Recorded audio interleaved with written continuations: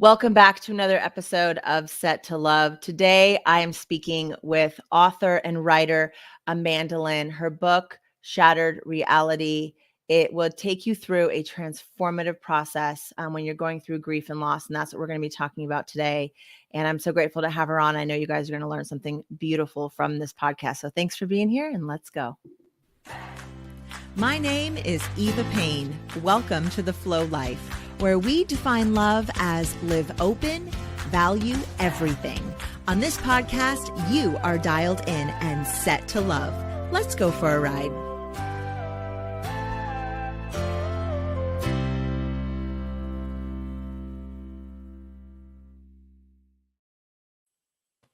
Hello, Amanda. Thank you so much for being here today on Set to Love.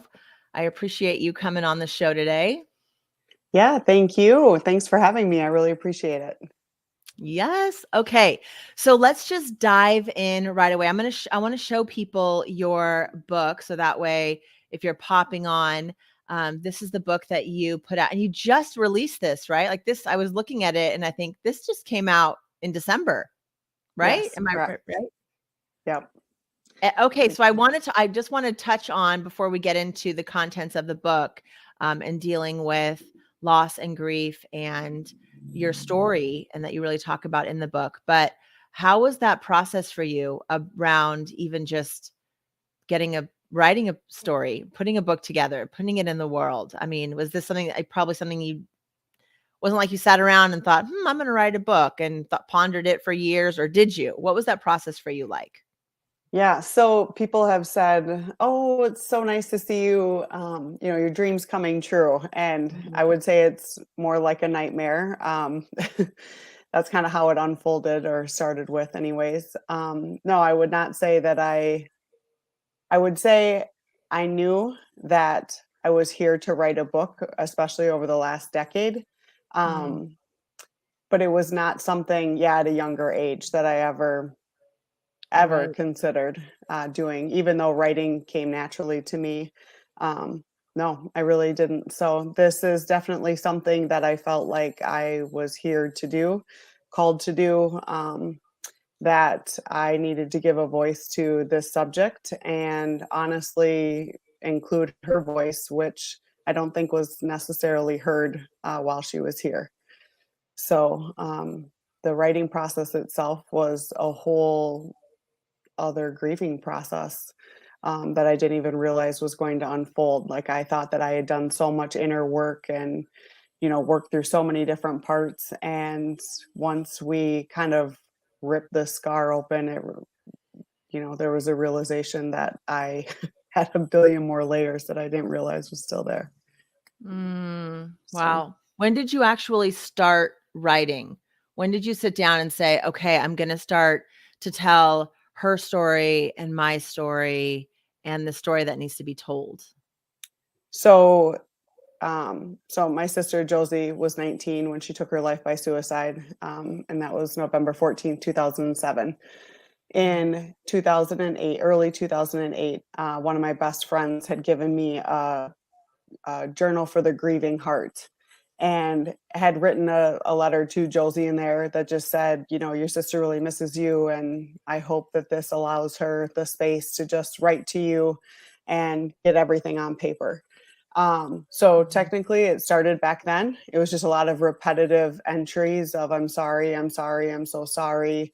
All the things that I missed, that I didn't know, that I didn't see. I was never able to relate to her depression. In my younger years, I was always kind of dismissive and just, come on, be happy. It'll be fine. Move along. And it was something that quickly engulfed my psyche. So I was able to relate to her in a whole different way.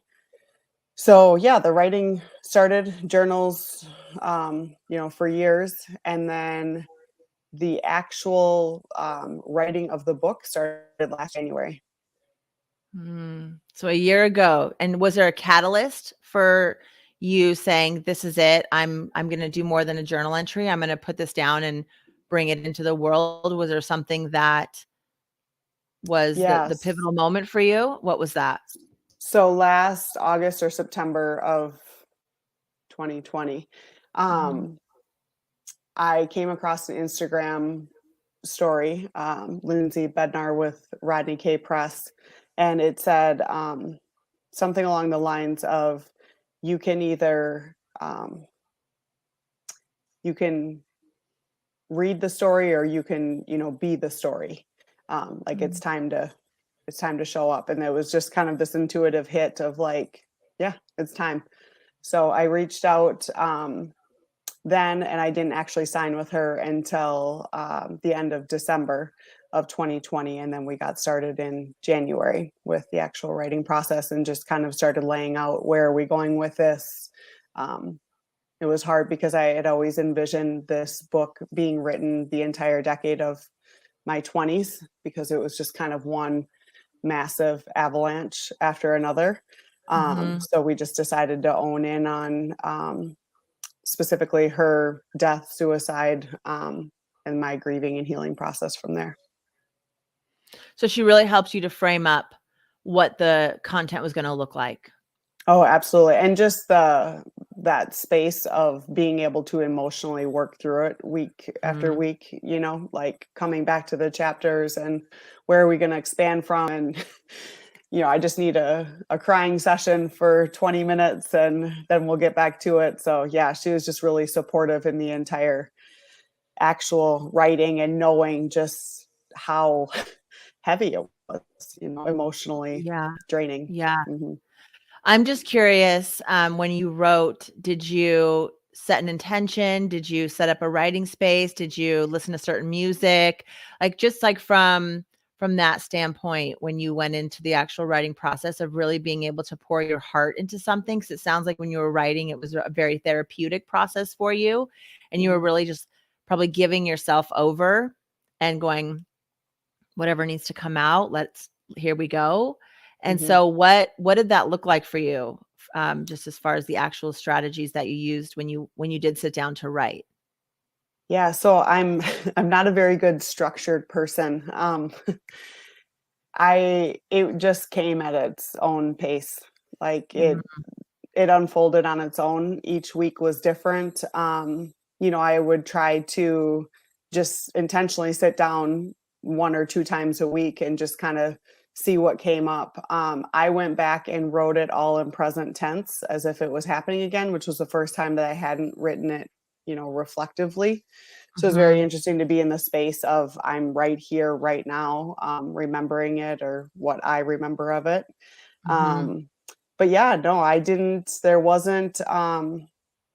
I, Sometimes I'll get like this vision in my head, if there's something that I need to write to, of like a pianist playing a piano, and then I'll know that, like, create. That's kind of my, like, you need to write that down.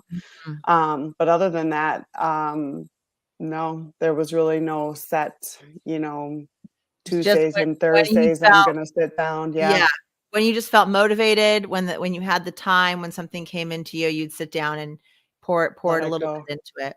Did Yeah. you have the structure and the layout beforehand? And so you knew, "Okay, I'm writing a section on this and a section on this," or did you as you started writing, the story started to unfold and come together? It built itself 100%. There was no layout at all. I mean, I had journal entries, blog entries, things to grab from, but it was almost easier for me to go back and just rewrite it all. We took some things from, the blogs. We would take snippets, but most of the time we would just take a little part of it, and then I would go and rewrite it. A lot of it was conversational based.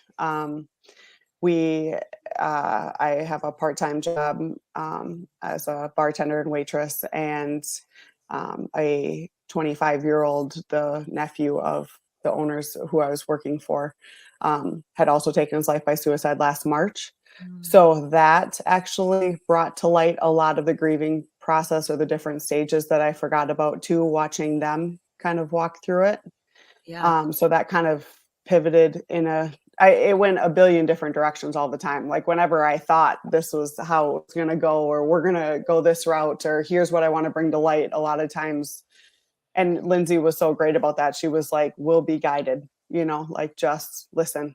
It's okay. She'll show us what she wants in print. So, and it really did work out that way. Wow. Wow. Yeah, so That's so beautiful. conversation was huge. Yeah.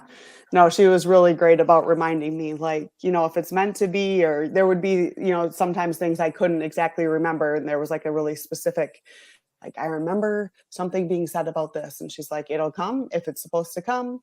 Mhm. Otherwise, leave it alone. But yeah, I think I just process a lot through conversation.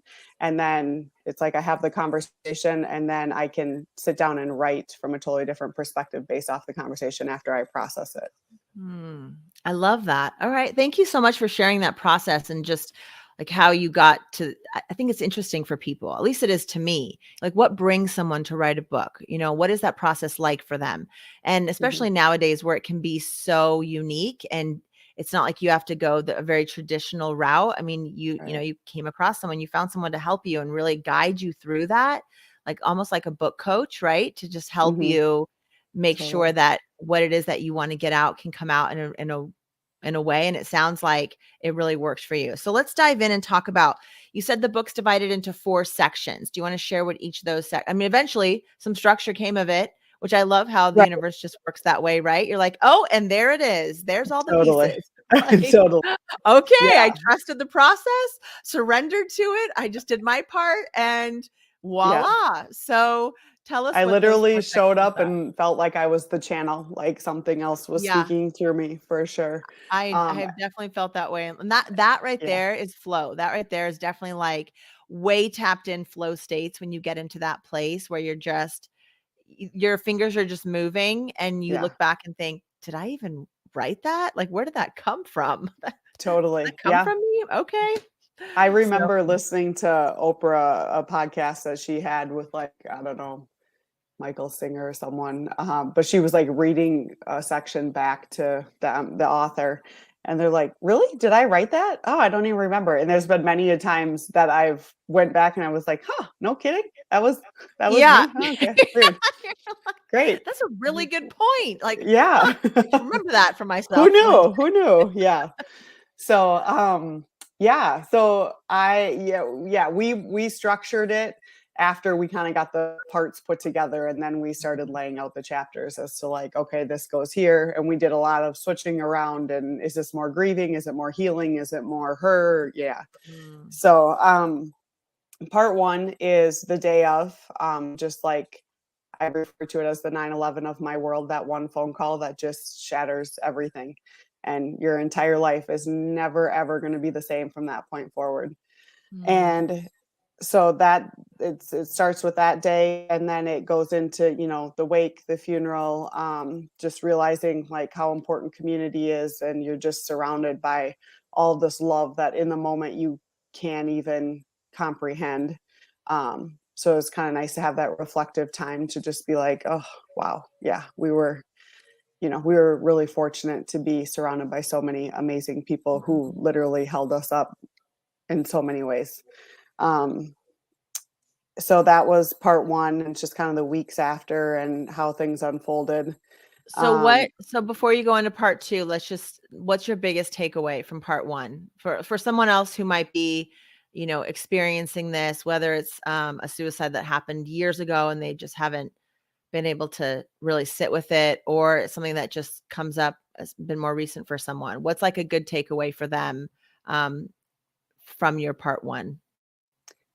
I would say the fact that no one else can do it for you. Like, Mhm. you're watching all this amazing community just show up, and they just go to work. Like, they're bringing food and gifts. And I mean, the support was unbelievable. But also realizing, like, you still have to walk the path.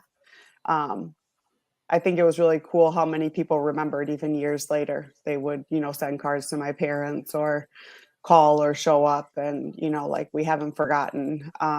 Mm, And it's just kind of something that in the moment you can't, it's so overwhelming that you can't even appreciate most of it mhm, because you're so taken back by all of it. And you're so wrapped up in, this is what's next, and the wake and the funeral. And I remember a couple weeks later, sitting at my parents and my mom saying, this is the part where we have to start. Um, this is the part where it really gets real for us, because everyone else's lives are going to go back to normal, and Yeah. ours are just starting to crumble. Like, we had everyone here keeping us busy, and um, now we have to figure out what we're going to do moving forward. So that was really, yeah, just kind of that realization that, like, no one else Wow. can do it for you. Yeah. Wow. Yeah. That's definitely, yeah, I can't even imagine.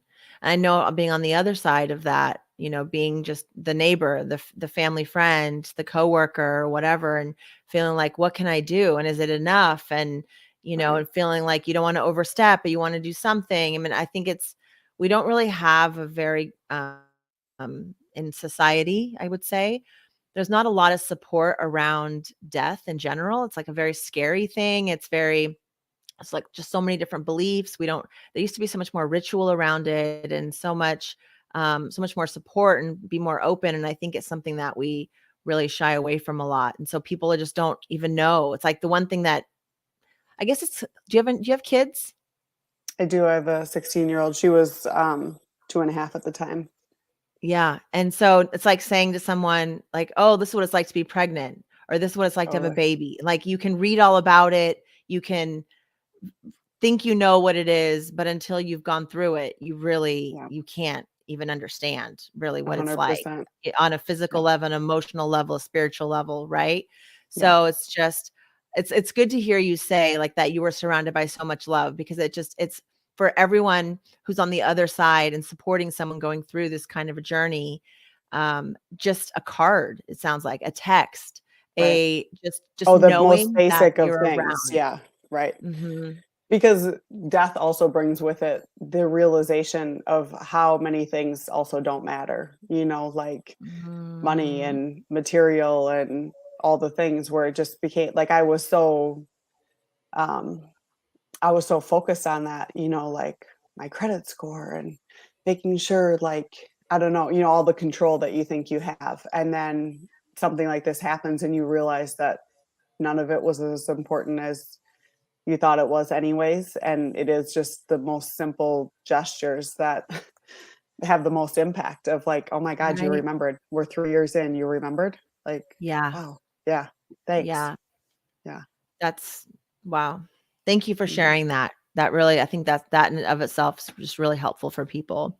Um, so then that next phase, so that's the opening, that first chapter of like everything kind of in real time unfolding. And that really probably brings the reader like right into where you are. Mhm. And so then where do you go from that? Like, what's next in this book? So it's constantly weaved between past and present time. So it's like you're in the moment with me, and then we're pulling back, and there's reflective pieces as well. Mhm. Part two, um, I do share her final journal entry, kind of explaining her choice, as well as her letter to me. But part two is just all about her. And we brought in other people. So one of her best friends from young on, who actually went to school with her that morning, as well as her boss, Mhm. which was the person that initiated the call to my mom saying that she didn't show up to work. So just kind of bringing in that piece of, by societal standards, she was nothing. If you would have said she's going to leave this world by suicide, people would have never believed you, because that was Mhm. not at all how she conducted herself in public. So Mhm. just kind of bring that to light of, like, it's crazy what's going on in someone's head, and yet how very differently it can be portrayed in the outside world. Mhm. So we kind of brought in their perspectives of, like, would have never guessed by societal standards, she showed up on time, she was, smart, applied herself, wore nice clothes, shower, all the Mhm. things. And then it kind of goes into her journal entries dating back to as early as age 12. And she does a really nice job, I think, especially for how young she was, articulating herself as to what she was feeling. And I mean, at the age of 37, I can relate to, pretty much every one of them, in regards to, like, oh, Mhm. I remember that happening, and, feeling a similar way. Um, yeah. So I would say most would just say, oh, that sounds like teenage angst. That sounds like being a teenager. But for her, it was registered very differently. Mhm. The emotions were just really overwhelming and heavy. And I think, you just wonder, like, at what point does it just become too much? At what point, like, what's the final straw, the impact? But yeah, you can tell, like, she's just struggling to process Mm. it, I guess. Yeah. So it's I nice just to kind of give her a voice. I was talking to a gal the other day, 28 years old. She was talking about, I host a retreat, and she was talking about potentially coming on that retreat. And just very matter of factly, she was saying, what's the point? Like, what's the point of all this? I work from home. I'm home all day long by myself. I don't have a lot of people I connect with. I don't have a lot of things I do that I really like. I play the trombone in like a band or like a group, but like everyone there is like these old men, like they're not really peers. And Mhm, she was like, not even it it was so wild to me because it was really like she's really contemplating life, like living, mhm. and it wasn't dramatic, and it wasn't like, "Oh, It was my like life is genuine falling apart." It was contemplation. just like Yeah. genuine disinterest in Mhm. what we got going on here. Yeah. And like, honestly, like, if this is how the rest of it's going to be for the rest of my life, like, what's the point? And I just really took me back. I just was thinking, oh, I just wanted to tell her like all these beautiful things about life and this and that, but from her perspective, in how her life has unfolded, this is how she sees it. This is her truth. Mhm, And so it was just really like, wow, because I think a lot of people, the stereotype is there's all these signs, there's all this struggle, there's maybe attempts before, there's talk of it, there, right? There's like, you would see red flags, you would mhm, see things. And a lot of times it is a very personal thing that's going on, or just almost like a detachment from life and emotions and feelings. mhm. Yeah, I Is that think what for you've her, it noticed? was like she had been medicated, from age 12 on because my Mhm, mom was aware that things had escalated. So it was something that wasn't, she had therapy, she was medicated. It was an ongoing struggle for sure. mhm, I think it was almost that, like, she just felt things so intensely and so mhm. heavily, like, just taking on everyone else's stuff. That's almost like she couldn't disassociate from, like, that's not yours, or I don't know. I'm not sure. Yeah, I wouldn't. Yeah, I don't know that I would say Like an empath. disassociative. But yeah, yep, and just Like people ahead like of her I just time almost. Like, yes. you were just ahead of your time. Like, you were young, and you just like, oh, if you had just, it would have been different. It could have been different. Like, you just didn't give it enough time. And then who am She I just to say needed that that? But perspective, right? Is that what you're saying? yeah. Just like a little bit of time to see. Right. Yeah. But then at the same Wow. time, to the girl that you're speaking to, I've Mhm. had that thought process a million times. What am I doing here? It's not that great. Like, why am I here? Like, what am I meant to be doing that it can be more meaningful or more, yeah, just constantly questioning my existence, and would I have ended up in this space had she not made this decision? I think that was, for years, it was constantly questioning, where would my life have went had this one decision not been made? Yeah. Wow. So Okay. massively changed course for me. Yeah, for sure. Okay, so let's go into then this grieving process and talk about that. Like this choice is made, it's done. Here you are, all these years you're going through this grieving process, learning about it. What are your takeaways on something like this? What have you learned about grief and about anger, and how's that brought you to where you are today?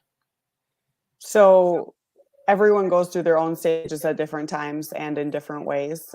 For me, the Mhm, heaviest emotion was always guilt, always guilt. It was just constantly stuck in a repetitive pattern of coulda, woulda, shoulda, all the things mhm, I didn't do that I should have, or how I said it, I should have said it differently, or, what was my participation in this action, and just feeling like I was solely responsible for this and all the ways, like you just replay every, like, when I left her on the bus in kindergarten by herself so I could go be with my friends in the back of the bus. Then I put her towards the front, you just everything. I'm so sorry. I'm so sorry. So guilt was definitely, it's still Were you definitely guys rises. close as like were you guys? Oh, you're muted. Sorry. I was asking if you guys were friends when you were younger. Do you have a good relationship with her or not so much? My sister and I were not friends when we were younger. Best friends today, but very different people when we were younger. And so I can imagine it if that would have happened when we were not in our close phase, the amount of stuff that I would have felt, because today, like, we totally get each other, but we were just different teenagers. What was your relationship like with her when you guys were growing up? So I mean, we didn't hate each other. Like, we weren't at each other's throats all the time. I mean, normal stuff, but it was never like, I can't stand you being near me. Yeah. But I very much had a distorted view of, I never did enough. Oh my gosh, had I included her more? Had I done this? Had I done that? I was very, very stuck in all the things I did wrong. So it was very interesting to go back and read these journal entries last year after not probably picking them up for well over a decade, and reading like, oh, well, as long as I have Amanda, I'll be okay. And Amanda's my best friend. And I mean, just Wow. multiple entries where I was like, what? Like, why would you have said that? Or I don't remember that. Or I feel like, yeah, but I wasn't good enough to you. Like, had I paid more attention, had I done this, had I done that. So I actually had one of my best friends of 20 plus years. Her and I were having a discussion about it last July. And she's like, don't you remember me just kind of losing it on you and saying, like, I cannot stand to listen to you talk like this anymore. Like, that's not at all how it was. You are so stuck in all the things you did wrong, but like, you were way better to her than I was to my sister. So we had actually asked her to write a reflection, in the grieving process of, or maybe I put it in healing, I don't even remember now, but just about what her perception of our relationship was and how very different it was from mine. Yeah, it was like I couldn't allow myself to see anything good. Like, no, it was only everything I did bad Wow. and wrong. Yeah. And isn't that so interesting how life, it always offers all perspectives. Like, Yeah. they're always all right there. I say this to people all the time. I say I can walk into my house and see piles of laundry and dishes and go, oh my gosh, I live in a hot mess and my life is chaotic and it's crazy and all these kids and all this stuff and whatever. Or I can walk in my house and go, I have all these kids and we have stuff and they're both true. Like, both things are true. But it's just that lens that you put on and how you decide to perceive it. So it's so interesting that your friend was there able to offer you a perspective that you weren't able to see. And probably because you were just so blocked with grief. Oh, Right? totally. I mean, have you been able to transform that and transmute that now for yourself?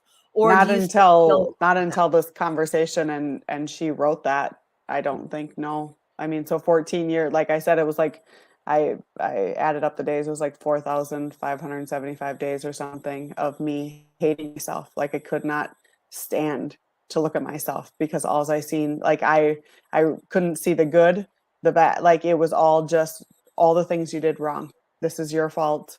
And I think a lot of it too was the depression. And then after a while, it just kind of takes hold and it becomes your norm and your narrative. So you just become used to, like, don't forget what you did. Don't forget how you let this happen. So it was It's the just ruminating, the loop, and it gets deeper and deeper, and that groove becomes just the way. And it's really tough to get yourself out of that pattern, that way of thinking, no matter what it is for yourself, right? Whatever story you're telling yourself about yourself and the choices that have happened in your life, whether they were your choices or not. But it's when we tell ourselves these stories over and over and over, those grooves are so deep and it's tough to get out. So how did you do it? Let's talk about the healing. Let's talk about, like, the hope at the end of the tunnel. What What did you learn, and how did you get to where you are today? And where are you at? And what is this process like for you? Lots of questions, wherever you want to go. Right. So I think the disclaimer to kick it off is healing is an ever evolving process, and it's never done. You're never fixed. It's never magically gone. The work is never done per se. I think it shows up differently throughout your life. And, looking back, like year 1 versus year 14, it feels very different. Everything feels different. And yet when the triggers arise, it all feels the same. It's all just overwhelming tears and sadness, but it's not as often or as heavy or as saturated. So I think I have a chapter called permission slip, and I think it's just a really I would actually, if you don't mind, I would just I think it's a really important. Please. I would have to be able to find it, which of course 131. Okay. I think this is a really important thing. It doesn't matter if you're dealing with grief or anything. I think this is just like talking about those grooves, Yes. of that we refuse to grant ourselves grace for ever because we're our own worst critic all the time. It wasn't this overwhelming in the beginning. Why is it worse now? The pain of loss feels debilitating. I have to excuse myself from work to have a breakdown so I can keep it together in front of others. I wonder what they think when they see my name on their phone. Am I becoming a burden to them? I feel like I'm a heavy weight to carry, always wanting to talk about it and her. If I laugh too much or have too much fun for too long, will others think I've forgotten her? I wish I would have known I was allowed a permission slip for these thoughts. You have permission to be a complete mess at any given moment. You have permission to grieve them for a very long time. You are allowed to excuse yourself in an attempt to get it together, and you are also allowed to not have it all together. You are free to speak about them as much as you need to, what you miss about them, what you regret, what you're feeling, all of it. You're also allowed to have good days too. When the days are heavy and the thoughts are overwhelming, consider this your permission slip. So I think it's just, us allowing ourselves to be whatever it is we need to be on any given day. I think that, the healing, it came about in very different ways. I grew up Catholic. It was stepping outside of the church, learning spirituality and the journey of the soul in a completely different way. Mediumship. Just things that just resonate. Like I started reading John Edwards books. He's a psychic medium, and things just like clicked and like made sense. Like they're still here. They're still guiding us. They're still like, I became, and I still am very reliant on signs from her, like always talking to her and like, all right, give me 520s. That's her birthday. Or 777s. Hence the price on the book. Yeah, I noticed that. I saw that. I was like, she picked those numbers intentionally. Yep, Amazon gave us about $17.95 for our margins, and I was like, we'll just go with straight 7. So, So, and I think just briefly back to the grieving process. So guilt, definitely the heaviest. Anger was the sneakiest. So I think despite where you're at, there's always going to be probably at least one. And I think anger can tend to be the easiest one to miss. I never thought I hit the anger process because I couldn't be mad at her specifically. Like, even when I would get mad, like, why did you do this? It would last for like 10 minutes. And then I would be like, I'm so sorry. I'm not mad at you. I get it. It's so heavy. I would have done the same thing. This sucks. Da, da, da, da. It turned out that years later, after some therapy, that my psychiatrist told me, oh, you very much went through the grieving process. It was just targeted at your fiance. So I always think that's an interesting thing to keep in mind, that a lot of times you're very rarely missing the stages. They're just probably showing up in a very different way than we think they should. Yeah. So something too. And I think anger can often be the most damaging. Especially outwardly, but something to keep in mind. So what was your coping? How did you cope with that? Or how are you not so angry today? Is it just time? Does it time heals all. Self-awareness. Self-awareness. Like constantly being aware of my, passive aggressive comments or not engaging, or like I have to remind myself, like, is this mine? Is it theirs? Is it ours? Like, Mhm. I think this is my shit more than it's anybody else's. But, Mhm. so and then I have to own that. Like, hey, this is where I'm at. This is how I feel about it. I just need to bring it up, but it's also mine. Like, it's not really yours, but if I'm not responding, that's why I'm not. So just kind of owning, where I'm at any given time, and then saying, okay, I can't, put this off, or I think it's a self-awareness component more than anything. But honestly, the coping mechanisms were never ending for the first decade. I mean, smoking, drinking, blaming, just all of it, like just trying to escape because it was so heavy. It hurt so bad. Yeah. And I think the pen to paper was the only healthy coping mechanism I Yeah, ever had, that's what I was just actually. gonna say. So I was gonna say, like, really, I think that it sounds like even therapy, like everything that you were doing, like maybe it all helped a little in some way, but it sounds like really writing and getting out of you what you have inside is what really helped you. Mm-hmm.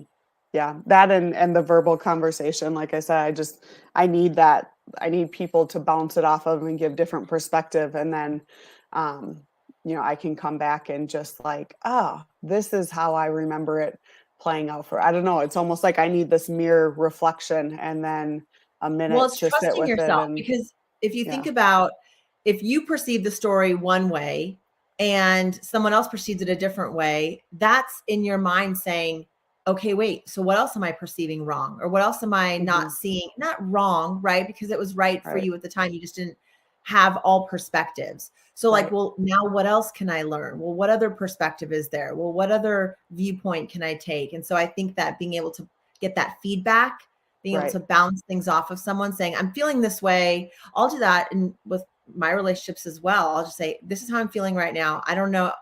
I'm just saying it. It's probably all me, but, and then that person can say, well, actually, hmm, yes, I'm feeling this too, or I'm noticing this, or yeah, you're just jealous, or you're just angry at this thing. And, or right, you didn't sleep well last night and that's why you're acting this way. Like, you know what? You're right.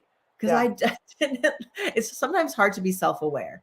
right. So really you've had like a decade of being able to become self-aware and really what works for you and what doesn't.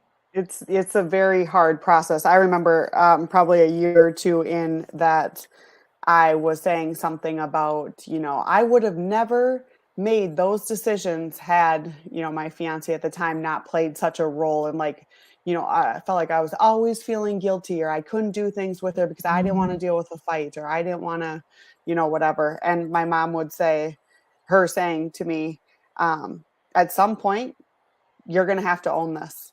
Like, at some point, you can't keep pointing the finger all the time. And I was like, it's the truth. Like, I would have never chose those things had he not played, such a role. And she was like, but you still made the decision.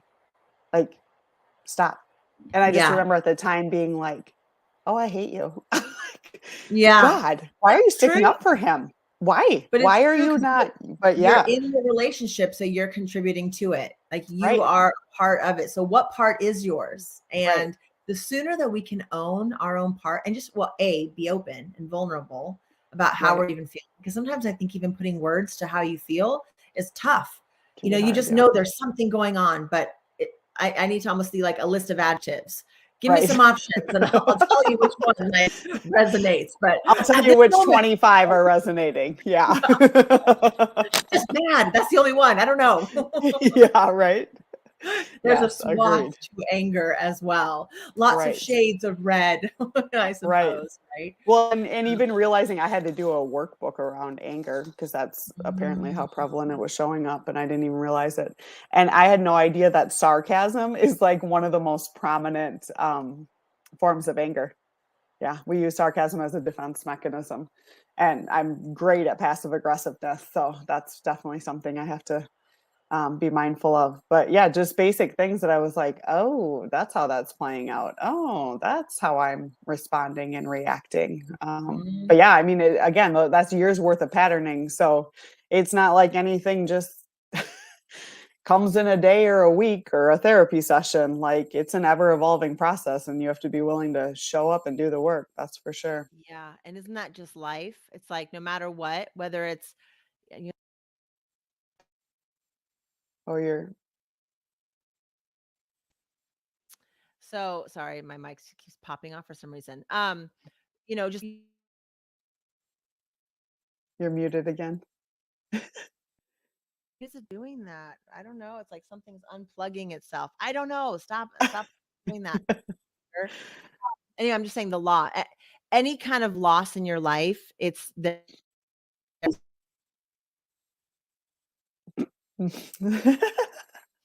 it could be the divorce, it could be the death, it could be the something. That is it's a process that we have to learn and go through on our own. And like your mom said, you gotta go through it at some point. You gotta take those steps and do the things Yeah, that are gonna help you get back to a baseline of joy at least again, right? Like enjoying life and right. finding some kind of meaning and purpose for being here and for continuing on. And so, um, yeah, anything else around the healing process? Um, yeah, I mean, again, I think it shows up different for everyone. And I think, like I wrote a letter to my parents. The rear view mirror was a chapter that was really kind of like you are constantly looking in the rearview mirror. You're never looking through the windshield. You are always replaying everything that you've done wrong. And then it was like every new circumstance was just like another thing you did wrong, the way you reacted. Had you done this, the relationship wouldn't have ended. Had you acted different, it was just constant, I don't know, like perpetual self-hate no matter what. And it just really became the new narrative, which was nothing I could relate to prior to her death. So it was really hard for me to get back out of that, like you can have fun again. It's okay. You're allowed to like love life and live it. So it's just interesting how used to that weight we get. Whether that's being in a toxic relationship, whether that's staying at a job that you're not supposed to, you're not meant for, whatever the thing is. And I think it took 14 years and this being on paper for me to actually really begin to understand that, like, yeah, it's okay. Like you can leave it all here. Like you don't have to live like that anymore. Um, so it's just interesting. I mean, it's a little irritating that 14 years to figure that out. But it feels like a complete weight has been lifted in so many ways at the same time. Like, okay, it feels good to have all of that out of me. And and the feedback of just how impactful it's been has been really nice, because there was many times where I was like, do I want to put my parents through this? Do I really want to rip open the scar? This is a lot for my family. So just, how many people can relate to her or the words or the grieving or whatever it is, and how many people have said, as a parent, I related to it, or as a just in my marriage, or it doesn't have to be suicide related, mental health related, grieving related. Like it's Mhm. just life. Like, yeah. You're right. It is just life. It's like regardless of how the pain comes in, anger is anger, guilt is guilt. Yeah. Yeah. Agreed. Yeah. No, agreed. So I think, yeah, I think it's relatable to most people in many ways. And I don't know, hopefully people get something out of it. And yeah, and hopefully it doesn't take me 14 years to write the next one. Okay, no, do not take that long. Now you know the process and you can do Right. it. It won't be as hard. Okay, my mic keeps popping in and out. So how can people get in touch with you? I'm going to put the book back up here again so people can see it. Where can they order it? I see that it's here on Amazon. So if you're whatever. Yes. Amazon is the easiest way to get it. www.crisisaverted.org. You can order it off there. It'll ultimately take you to the Amazon link. I also do life coaching sessions as well.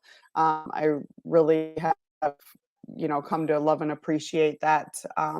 People that have walked, hardships themselves instead of textbook versions are able to give such an interesting perspective. And it's something that once I moved out of kind of the Western model, I've really had impactful life coaches that have, really given great feedback and perspective. I also do speaking engagements. I do a lot in the school system, specifically junior high and high school, more high school based.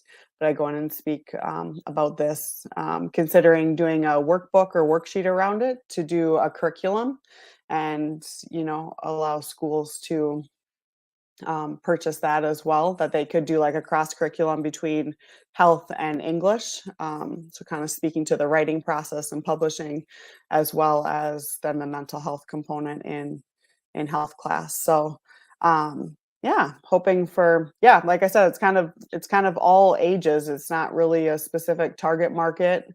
So you can find me on crisisaverted.org for that information. Perfect. Amanda, thank you so much for coming on. Yeah, thank you. I really appreciate it. And I really appreciate you as well. And sorry about the end of this and how my mic keeps cutting in and out, but you're doing so great at caring. So thank you. I appreciate it. No problem. Well, super nice to meet you. It was nice to meet you. Okay, hang on. I'm going to play the outro and then I'll say bye to you offline once I hit that broadcast button. So thanks everyone for being here today on another episode of Set to Love. Amanda Lynn, thank you so much. I really appreciate you. And once again, here is a copy of her book. If you want to see it or order on Amazon, Shattered Reality. And just to help anyone going through that grief process, whatever it is, we all go through grief in our life. And so if you're looking for some tools, A, know you're not alone, and B, some tools on how to maybe get through it, this book could be a really great fit for you. So thank you again so much. And everyone, have a great day, and we'll talk to you soon.